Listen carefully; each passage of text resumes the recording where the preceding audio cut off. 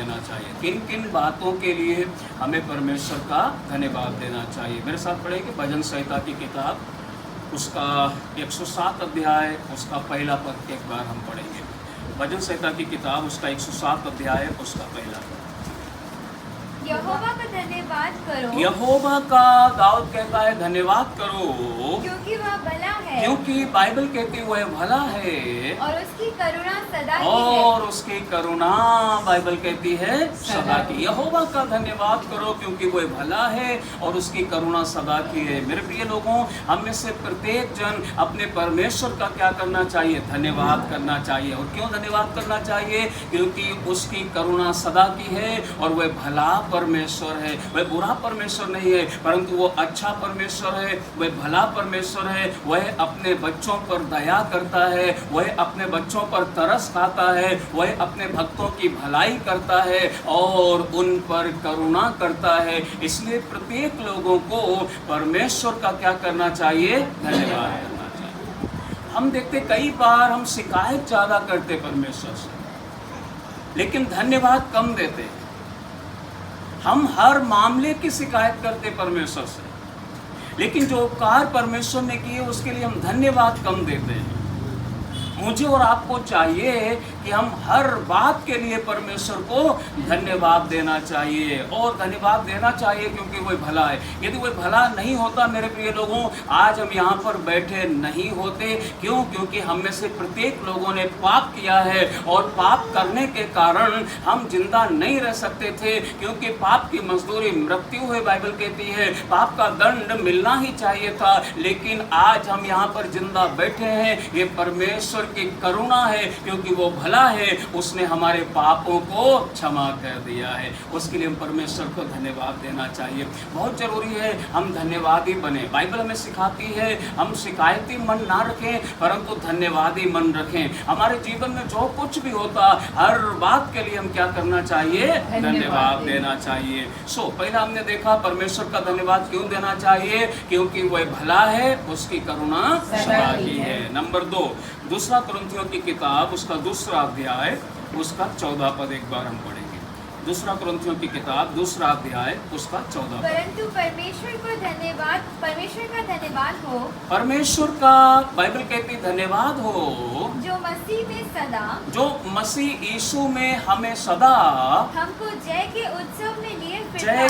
के उत्सव में लिए फिरता है। इसके लिए परमेश्वर को धन्यवाद देना चाहिए कि परमेश्वर मुझे और आपको मसीह यीशु में जय के उत्सव में लिए फिरता है। हम लोग जयवंत लोग हैं मेरे प्रिय लोगों। हम हमारे प्रभु यीशु मसीह के द्वारा हारे हुए नहीं, परंतु जय को प्राप्त करने वाले लोग हैं और हमारा परमेश्वर हमें जय के उत्सव में लिए फिरता है। इसके लिए हम परमेश्वर को धन्यवाद देना चाहिए। परमेश्वर का वचन कहता है जितने कामों में तू हाथ लगाएगा उनमें तेरा परमेश्वर यहोवा तुझे आशीष देगा। तू जहाँ जहाँ पांव रखेगा तेरा परमेश्वर तेरे लिए वह जगह दे देगा। मेरे प्रिय लोगों, हम परमेश्वर को धन्यवाद देना चाहिए। क्यों? क्योंकि वह हमें जय के उत्सव में लिए चलता है। वो हमें जय के उत्सव में ले चलता है। हम जयवंत हैं। हम जो भी काम करें, हम विश्वास करें, हम जय पाएंगे। हम किसी भी काम में जो परमेश्वर की ओर से हमें करने के लिए मिला है, हम उसमें हारेंगे नहीं, हम उसमें असफल नहीं होंगे, वरन हम जय पाएंगे। और इसलिए जय पाएंगे क्योंकि हमारा परमेश्वर हमें जय के उत्सव में लिए फिरता है। उसके लिए हम परमेश्वर को क्या देना चाहिए? धन्यवाद देना चाहिए। याद रखना, हम जो आज वचन सुन रहे हैं मेरे प्रिय लोगों, ये परमेश्वर को धन्यवाद देने के वचन है कि किन किन बातों में हम परमेश्वर को धन्यवाद देना चाहिए। और पढ़िए मेरे साथ, तीसरा है पहला कुरिन्थियों की किताब, उसका पहला अध्याय, उसका 4 पद। पहला कुरिन्थियों की किताब, उसका पहला अध्याय, उसका 4 पद। मैं तुम्हारे विषय में, पौलुस कहता है मैं तुम्हारे विषय में अपने परमेश्वर का धन्यवाद सदा अपने करता हूँ। परमेश्वर का धन्यवाद सदा करता हूँ। मुझे और आपको भी एक दूसरे के विषय में परमेश्वर का धन्यवाद करना चाहिए। यदि आपको अच्छा घर मिला उसके लिए धन्यवाद करना चाहिए। यदि आपको अच्छा परिवार मिला उसके लिए धन्यवाद देना चाहिए। यदि आपको अच्छे परिवार के लोग परमेश्वर ने दिए उसके लिए धन्यवाद देना चाहिए। यदि आपको अच्छी कलीसिया मिली उसके लिए धन्यवाद देना चाहिए। यदि आपको अच्छा अगुआ मिला उसके लिए धन्यवाद देना चाहिए। चाहिए, सारी बातों के लिए धन्यवाद देना चाहिए। पौलुस कहता है मैं तुम्हारे विषय में हर समय परमेश्वर को क्या करता हूँ? धन्यवाद करता हूँ। इसीलिए धन्यवाद करता हूँ कि परमेश्वर का यह अनुग्रह, परमेश्वर का ये अनुग्रह तुम पर मसीह यीशु में तुम हुआ। पर मसीह यीशु में अनुग्रह हुआ, इसके लिए मैं परमेश्वर को धन्यवाद देता हूँ। यहाँ पर ऐसा एक जन भी नहीं है जिस पर परमेश्वर ने अनुग्रह नहीं किया है।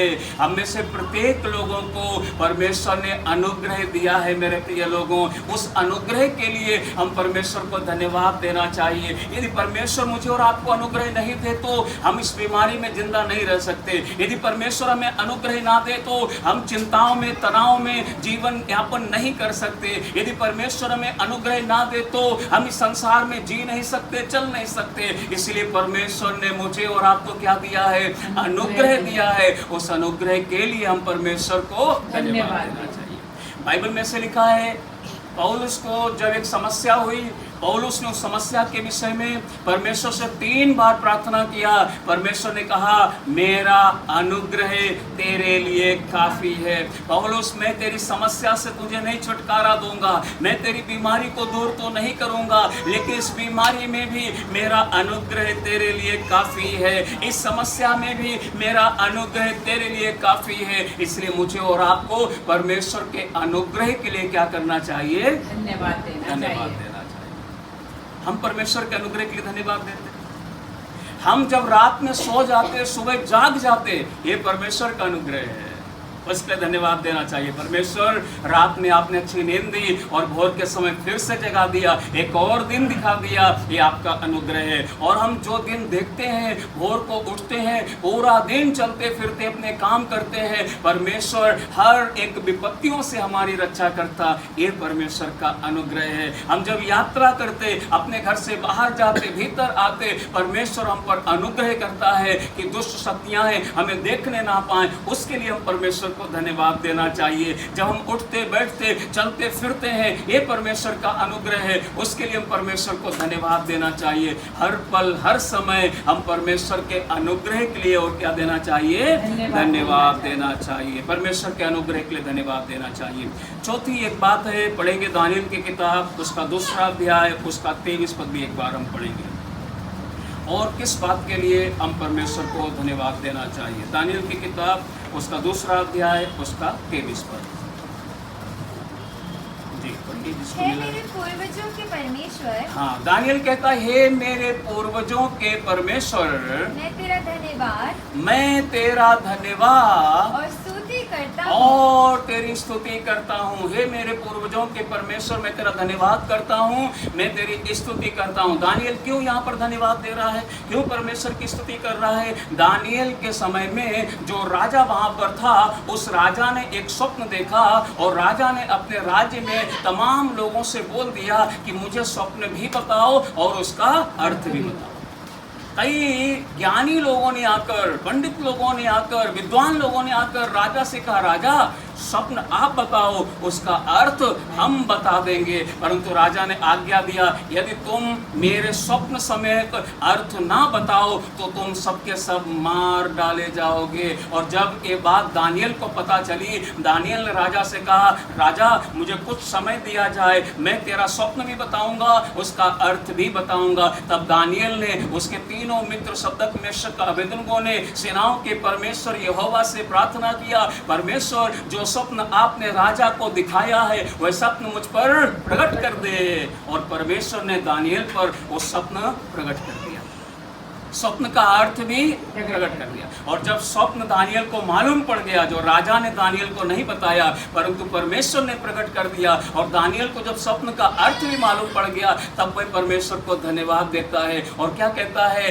कि हे मेरे पूर्वजों के परमेश्वर, मैं तेरा धन्यवाद, तेरी स्तुति करता हूँ, क्योंकि तूने मुझे बुद्धि और शक्ति दी है। तूने मुझे बुद्धि और शक्ति दी है। इसके लिए धन्यवाद देना चाहिए। यहाँ पर बैठे प्रत्येक लोगों को बुद्धि बुद्धि और शक्ति परमेश्वर ने दी है, उसके लिए हम परमेश्वर को धन्यवाद देना चाहिए। यदि परमेश्वर बुद्धि नहीं दे, हम चल नहीं सकते हैं। यदि परमेश्वर बुद्धि नहीं दे, हम संसार में जी नहीं सकते हैं। यदि परमेश्वर बुद्धि नहीं दे, हम कुछ नहीं कर सकते हैं। यदि परमेश्वर शक्ति नहीं दे, हम कुछ भी नहीं कर सकते हैं। इसलिए जो बुद्धि और जो शक्ति परमेश्वर ने दी है, उसके लिए हम परमेश्वर को धन्यवाद देना चाहिए।